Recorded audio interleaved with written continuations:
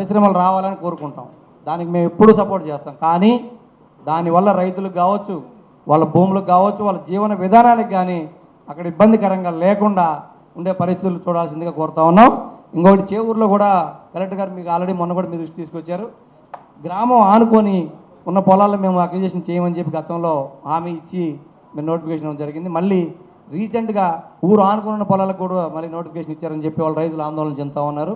అది కూడా మీరు కొంచెం నోట్ చేసుకొని పరిశీలించవలసిందిగా కోరుతా ఉన్నాం. గతంలో ఏం హామీలు ఇచ్చాం, మళ్ళీ ఇప్పుడు ఎలా వెళ్తా ఉంది అక్విజిషన్ అనేది.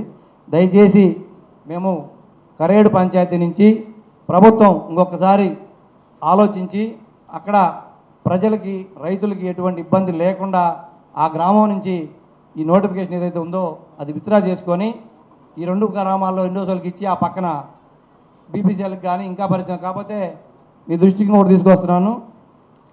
నిమ్స్ అని చెప్పని 12,000 ఎకరాలు దాదాపు గవర్నమెంట్ ల్యాండ్ 4,000 ఎకరాలు, అసైన్మెంట్ 4,000 ఎకరాలు, ప్రైవేట్ భూములు 12,000 ఎకరాలు ఇదే 30 కిలోమీటర్ల దూరంలో అందుబాటులో ఉన్నాయి.